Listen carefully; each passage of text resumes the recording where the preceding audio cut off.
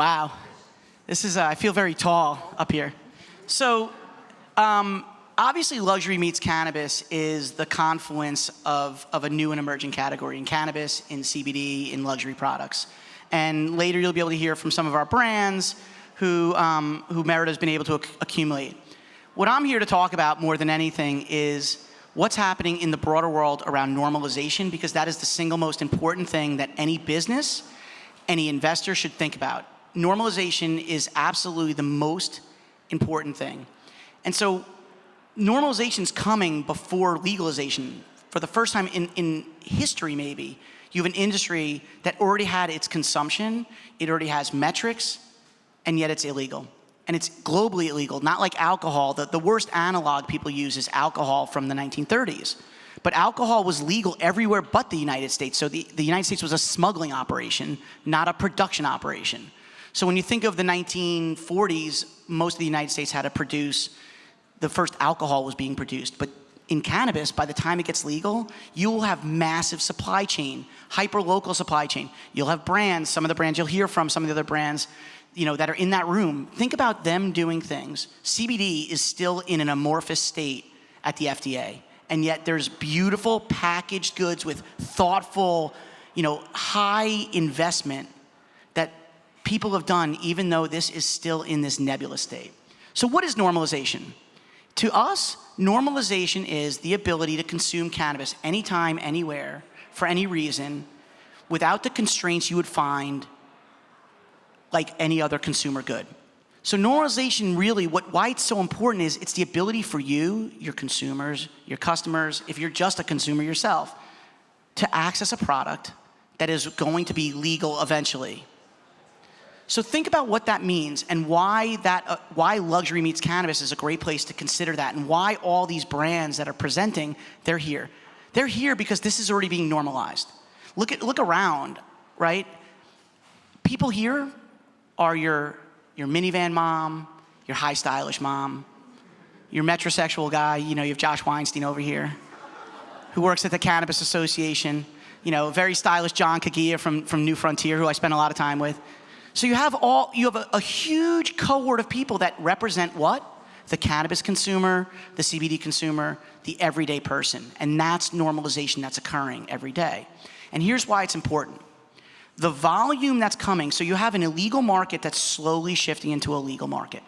So every day, you have a person who never consumed a legal product going on a computer, searching, researching, what dispensary can I go to? Am I gonna get delivery? Doing activity they never were able to do because cannabis was illegal. So you have 45 to 50 million people in the United States every month consuming cannabis, and they're using cannabis in a way that they didn't do before because it was illegal. What does that do? It brings volume. What happens with volume? It brings traction. With traction comes innovation around the edges. People who are willing to spend money to be in that room next door to try to find their next consumer because they already know it's here. So we at Merida have done a few things. We think about the future in two different ways.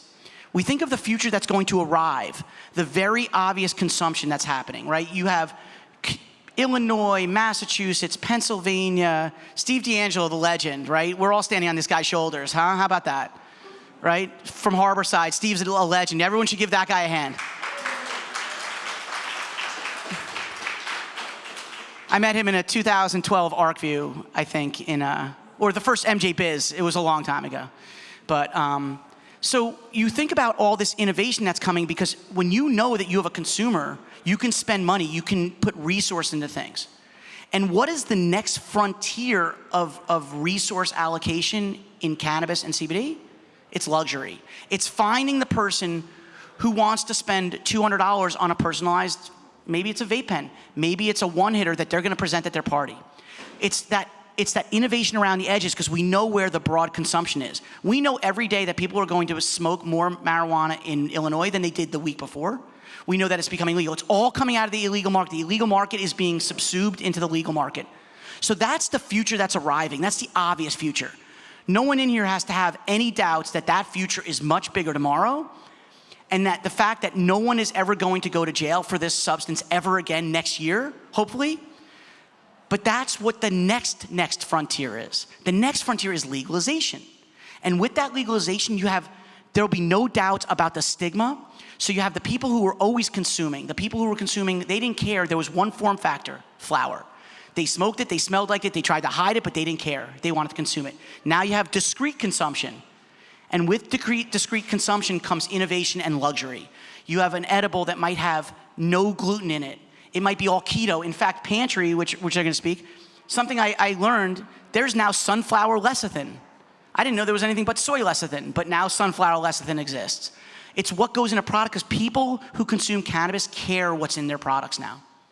They wanna know that it's more than just, oh, this guy has it and I want it and it's illegal, so this is the only way I can get it. Now you can get it from anywhere. And once that happens and the stigma goes away, expect consumption on the new consumer to come in. And that new consumer could be someone who works on Madison Avenue. And that's why luxury and legalization are the next frontiers. So with that, I think that's a pretty fast 10 minutes for you all guys to take in. I always try to be a little brief, but everyone knows I'm not. So thank you so much. John and Jed, thank you so much for doing this. Thank you, Mitch. Thank you for creating the category. And now for part 2, please join me in welcoming Debra Borchardt from the Green Market Report, our moderator. Thank you very much. And next up, James Victor from James Henry SF. Please join us. And from Pantry, Jonathan Tufano. Thank you, Jonathan.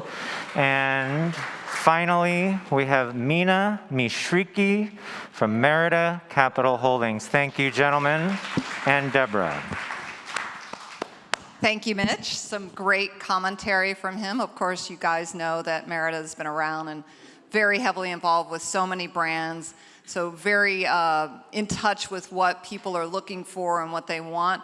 And I think that's a great way to kick off this discussion because we've got a couple of gentlemen here that are at the forefront. They're facing the customer on an everyday basis. And I think that that's really what I want to talk to James and Jonathan about because these guys have practical experience with their companies, being on the front line with the customer and interfacing with them, talking to them.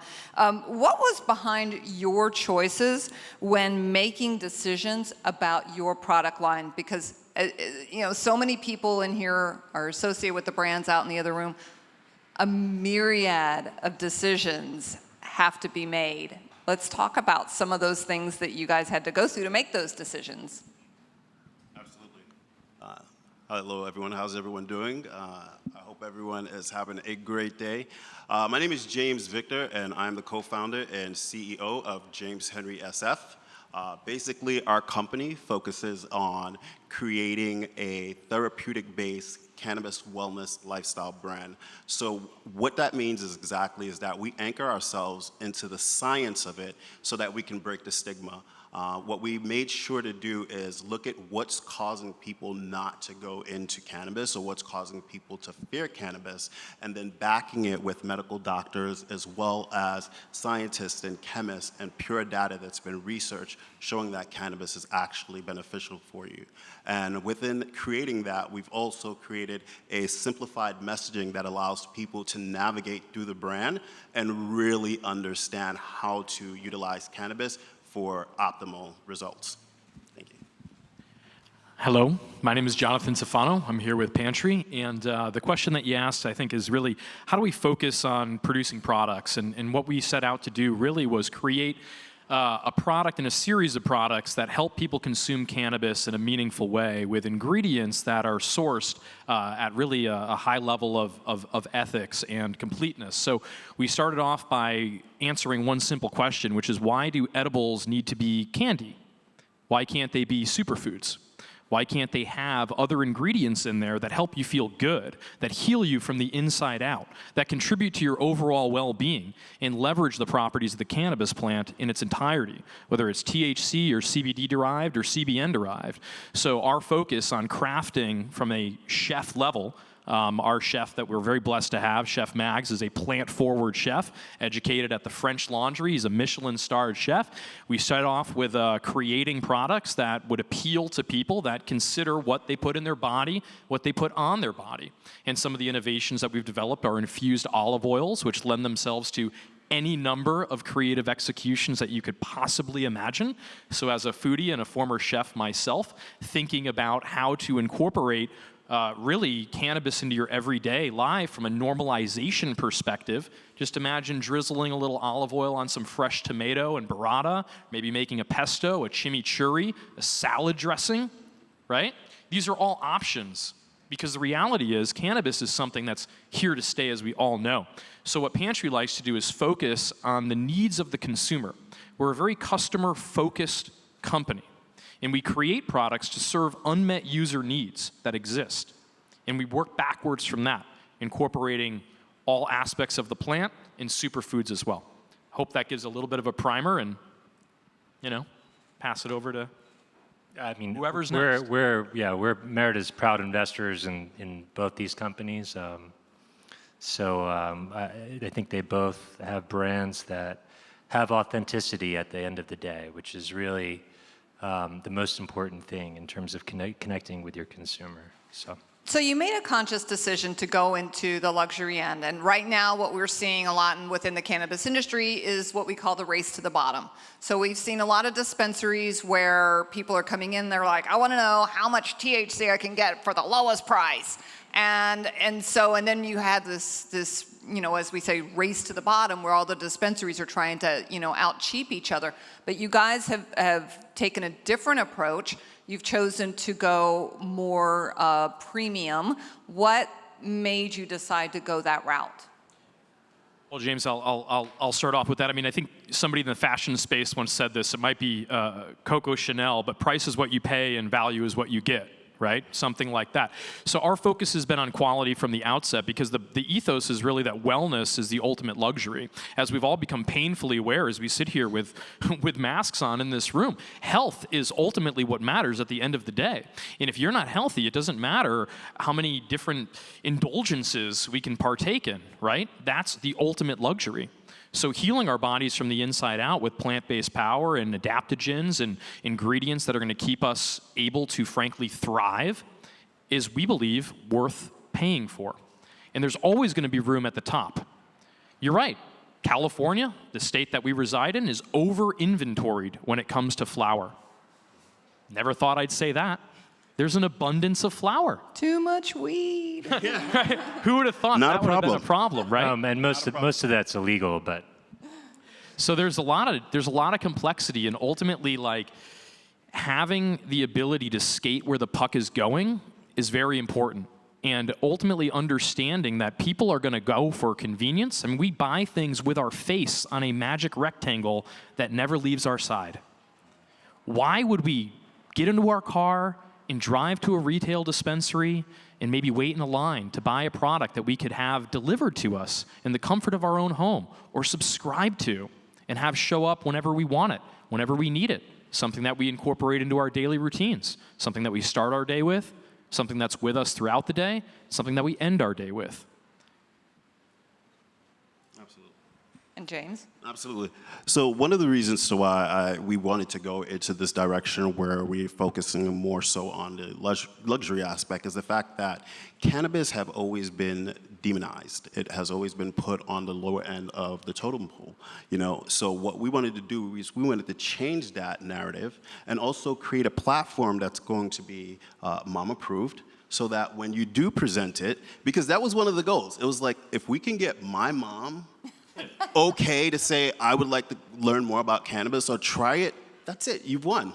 You have to change the narrative. So we figured like putting it on this platform is where cannabis actually needs to be. Reversing the stigma that's associated with it, and also putting it in a platform where moms are going to approve. Moms are the buying power of the world. I love that, and we find that too. And ultimately, like, instead of maybe reaching for that glass of Chardonnay to relax, maybe you have a keto bite, right? Instead of, finding the stress of life leading you to have SSRIs in your life, right? why not use something that's plant-derived? So we believe in plants over pills. We believe that nature has given us a lot of things to heal our bodies, to keep ourselves healthy, to keep ourselves functioning at a high level. And we don't understand why it needs to be, like you say, demonized and stigmatized as it was for so long. So elevating that experience, delivering people a beautiful package, a beautiful experience that just helps them enjoy the plant in really whatever form factor they feel comfortable with. You know, in typical CPG world, you have focus groups, you have places you can go and sample your product and get feedback from the customer. This isn't an industry where you can do that, where you can sample products with a big group. I would think you guys, when you're putting your product out there, you have a really good idea of what you want to give to them. When you're putting those products out there, what kind of feedback are you getting, and have you made adaptations to those customers saying, I like this, I don't like that so much? Well, maybe I'll chime in because it's interesting. One of the disadvantages of the industry from a brand perspective is that brands don't really talk to their consumers. They don't really own that data, and we're starting to see a transition there. And Jonathan can elaborate on this, but really, the industry right now in California is the most mature market and really sort of leads in terms of where the industry is going to go. And right now, it's very retail-centric. The retail owns the customer. And as we're starting to see a transition from brick and mortar to e-commerce, you're starting to see brands starting to touch the consumer directly, starting to have that data, allowing them to iterate on their products, and really have the advantages that brands have in other industries that just hasn't hit cannabis yet. And so data is the most crucial aspect of building a brand, in my opinion, and e-commerce will be a channel to allow for more consumption of that data at a brand level. I would agree with that wholeheartedly, and like we're hungry for water, man. We're hungry for data because data truly is that voice of the customer. And as you indicated, right now there is a little bit of a walled garden with the retail being the intermediary, and to be able to consume that first-party data, that voice of the customer, it's absolutely critical, especially in the nascent stages of a brand, to spin that innovation flywheel. If we don't know how people want what people want, how can we give it to them? So one of the primary focuses of Pantry is e-commerce, and my background is in the e-commerce industry. I built my first e-commerce website in 2008, and I went into these large corporations and no one ever told me it would work. They all said, retail's here to stay. What are you talking about? People love going to stores. People love it. Do they? Do they really? I do. I do sometimes, but I don't all the time. And when I want to buy paper towels, I certainly don't want to trek to the Target to get them. I just want them to show up magically at my door, right? So the reality is that's the ultimate convenience, and having that luxury of being with your family, of taking that time to spend more on the things that are important to you, we believe that it's important to give that to you. So yes, when we look at innovations, when we look at how we educate our customer, let's face it, we're hip to the reality that a lot of people aren't walking into a dispensary looking for an infused extra virgin olive oil organically grown in California, right? There's a little bit of a longer time horizon to educating consumers about the normalization of cannabis and how it affects you and how you shop for it and how you buy it and how you access it. There's always going to be demand for flower, and people want to go in and they want to look at the flower and they want to check it out. And I've looked at a lot of beautiful flower in my day, make no mistake. But I'll tell you, when I'm looking at it in the store, it kind of looks very similar, and I know that might trigger some people, but the reality is there's nuance. And even looking at flower, it's a beautiful thing. It's wonderful to capture all those terpenes, get all those aromas.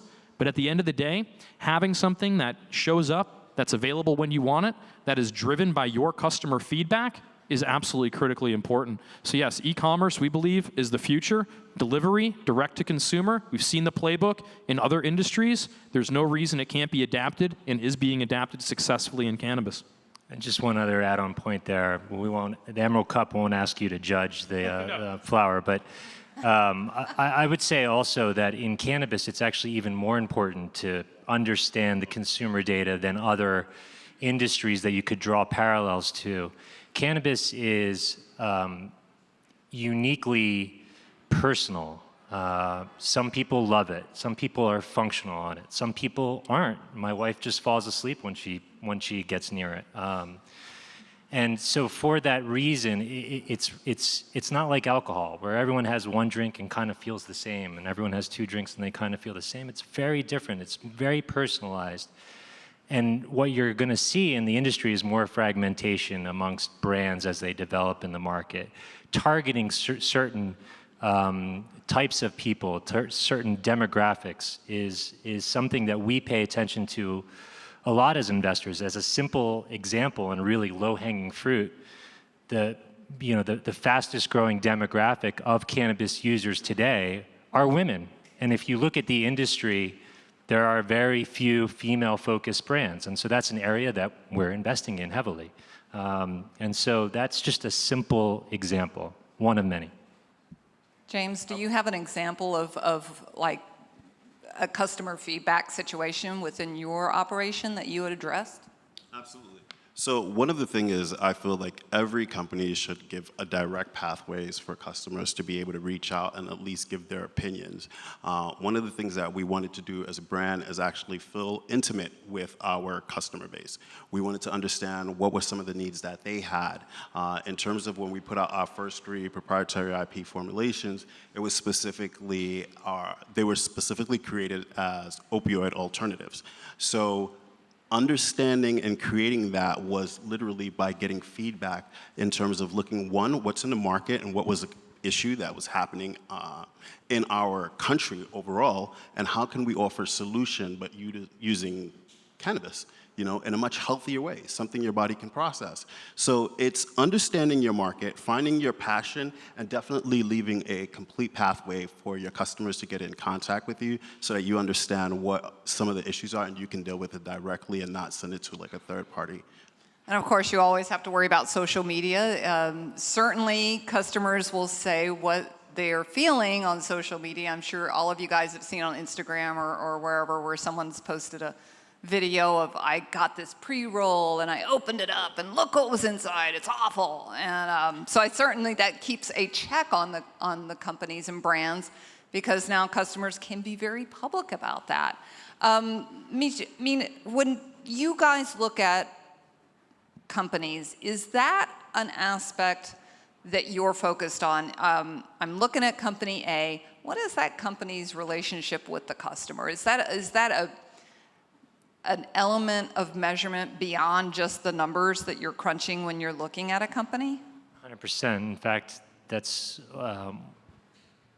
a way for brands to launch is actually creating that connection in advance. So a couple of examples. Well, PANTRY is an example of that. You mentioned the olive oil. And you didn't mention the New York roots of the olive oil, but you know, it's not just a cannabis-infused olive oil, it's high-quality olive oil, and that had a connection with consumers already, and so that's an example. Another example is, you know, one of our portfolio companies is here, I think, Miss Grass, which is a female-focused brand. They spent years building a media platform before they launched their brand. Again, connecting with the consumer before launching the product. And there are many examples of that. We invested in a company called Pilgrim Soul, which creates these notebooks that you use. Well, it's meant to be used when you're high, and it's brilliant. They're selling, you know, just, you know, thousands of these things, and off the back of that, they've launched a brand, and the brand sales have accelerated from nothing to something. Because of the connection to these notebooks. And so, you know, the connection to the consumer doesn't have to go through your product. You can initiate that connection by other means before you launch a product or while you're launching a product. And I was just going to, you know, share on that note, like the connection from Pantry's perspective with the customer is absolutely critically important, because we really dial in on what like we talked about earlier, what the market is asking for, and that's led to innovation in our product set. We recently launched a Glow Bite, which includes you know, blue matcha, and is a white chocolate peppermint flavored bite with a lot of adaptogens and well-being benefits. So it's supporting hair, skin, nail, collagen development from the inside out. It also happens to have microdoses of THC and CBD in it, We have a night bite. We have a good day bite, something that has adaptogens, that has turmeric, that has ashwagandha, that has lion's mane mushrooms. So you can start your day with this. You can end your day with this. Instead of taking, some type of sleep medication, you can have something that's natural, that's plant-derived. And because we're so uniquely dialed into food, we've been able to have that voice of customer and activations or dinners that are infused and things of that nature, and get that real-time feedback and understanding, well, how is somebody reacting to our olive oil infused in a delicious pesto or something like that they're consuming at a plated meal. Which gives us, really real-time reaction, which is nice. I wanted to circle back to something that you were saying earlier. So even if a customer was to reach out and made it public on social media, I think that's actually a good thing, because you want to show as a company how you actually address these issues. So when it's publicly laid out, confront it. And confront it in a way where your customer service 100% over the top, and make sure that you take care of that customer to the point where they feel like they weren't slighted, they didn't feel like they lost their money, they felt like they were attended to, and you will have developed that relationship, and other people will have witnessed that from a third-party perspective. So I definitely say just approach it head on.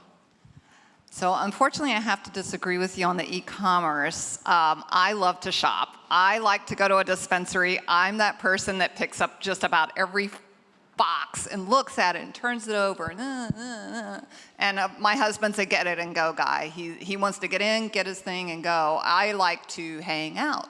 I know Steve's here. I've been to Harborside, and the Harborsides are just, I just want to hang out. I mean, they're just beautiful, and they feel wonderful. I know Farnsworth is out there in the Brand area, and you drive by Farnsworth in Great Barrington. It's special. You see from the road, it is special.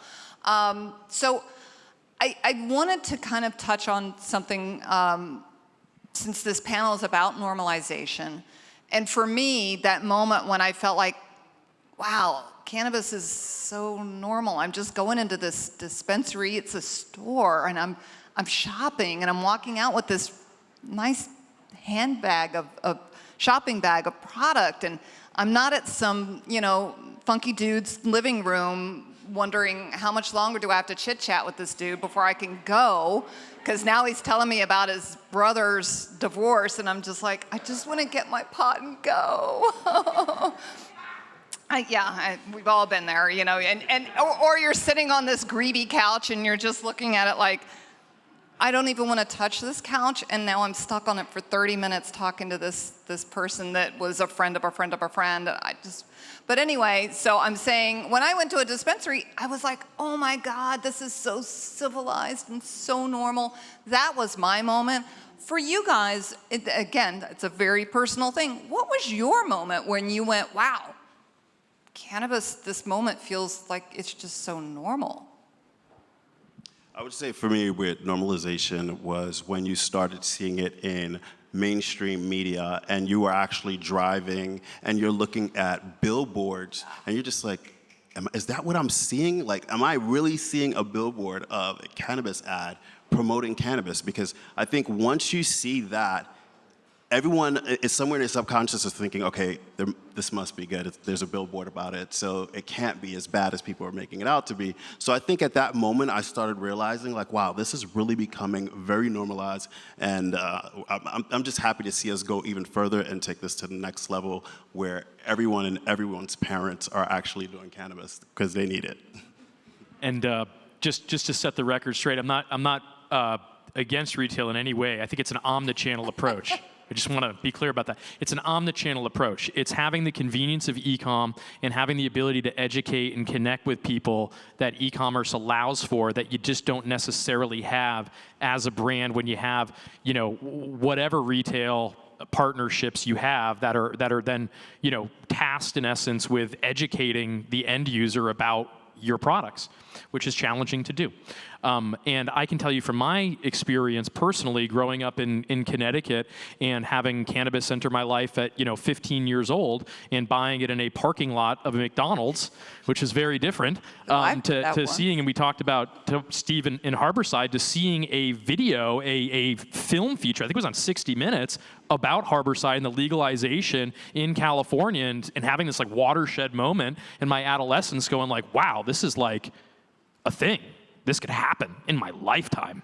And then to going and being involved, it's incredible. So being in California, being very fortunate to have access to incredible levels of brand and maturity and incredible retail experiences, I can tell you, yes, walking into one of those dispensaries for that first time and seeing the packaging and the brightly colored brands and being a person that comes from the brand world and the e-com world, understanding the differentiation points and just frankly the branding of a plant of what could be argued an incredible commodity that we could grow in our homes, in our yards, and to see those things differentiated with the promise of brand and the packaging design executions and the different form factors. I mean, I was in the Hall of Brands the other day. I ate this amazing chocolate, like this pyramid-like structure.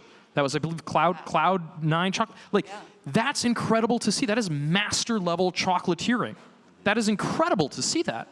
Like, and then to eat it and be like, this is really world class.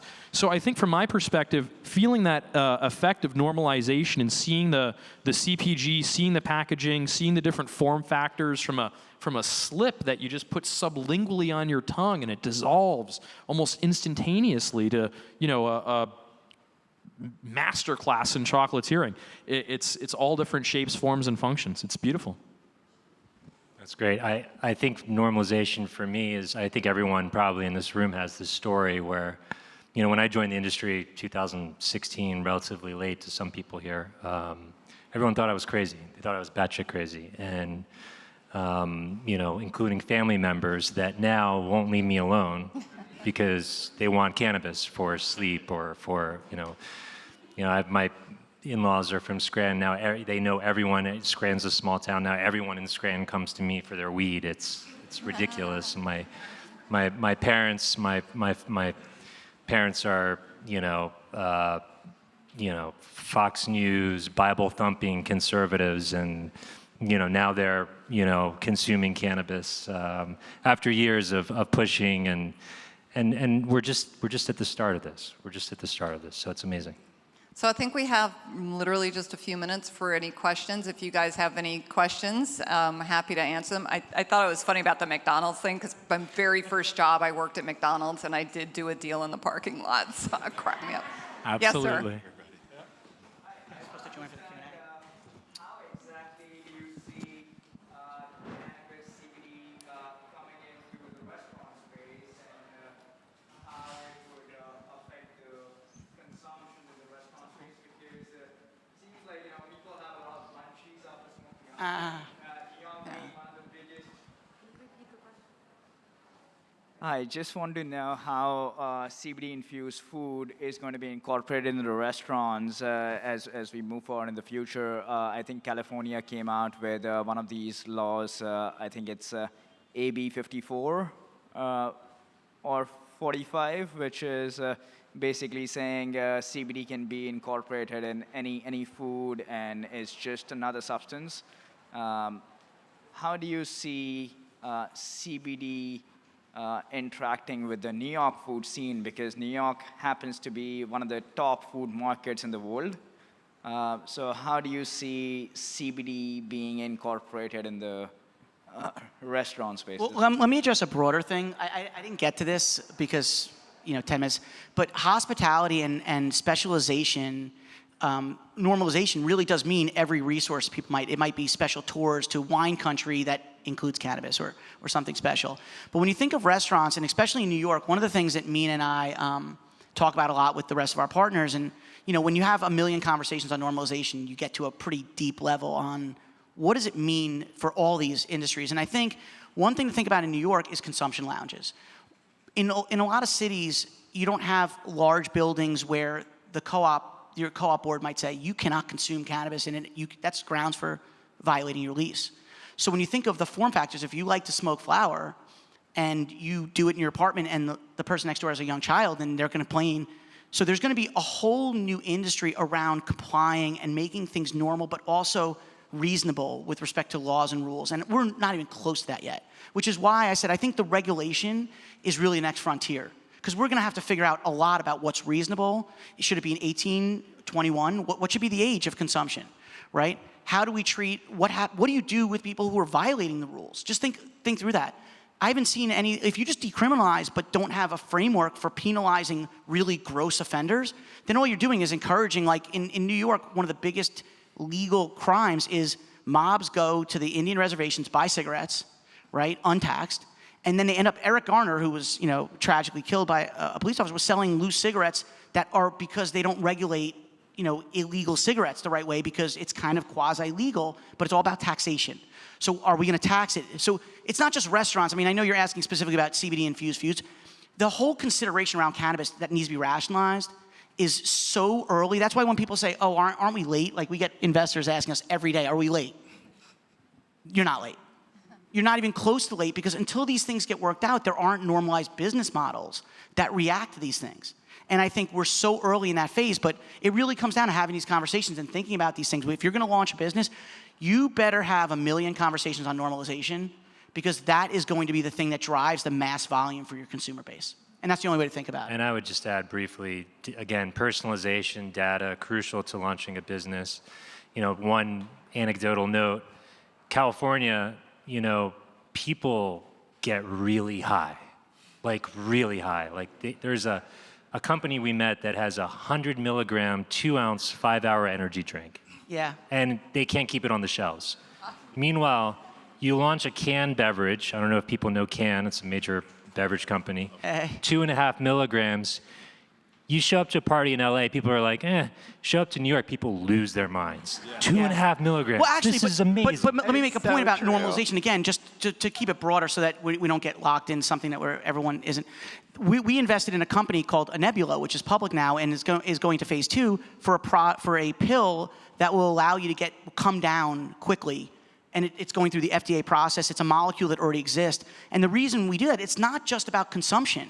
All of the things that need to be built, like for instance, when you look outside and you say all these amazing brands that have spent money on packaging and marketing and have developed, it's so incredible. I walked through this and the fact is, I mean, what makes the industry so amazing to me and Pantry and James Henry is like, you can be in awe every day. You can wake up and literally be in awe with how much innovation's happening and how brilliant people are in the space because it's attracted all this passion, which is what the opportunity is. But when you think about, you need a pill that's like an EpiPen, because what if a kid smokes in school and is freaking out? What does school do? You can't take them to the emergency room you have to have normalized structures. You have to have impaired driving. We're gonna have to figure out how you can figure out a metabolite that tells you if someone is consumed right before driving. Not 7 hours ago or an hour or a month ago, but right now. And so those are the kind of structures that are gonna be built. It's gonna be restaurant, hospitality, consumption in buildings, co-ops may have to be changed, lawyers are gonna specialize in it. That's one of the great things that's happening in our space is regulators are now specialized. That's why New York, thank God, Josh, should take some credit for helping. When you have regulators who know what they're doing, you get better laws. You don't get this this utopian view of cannabis.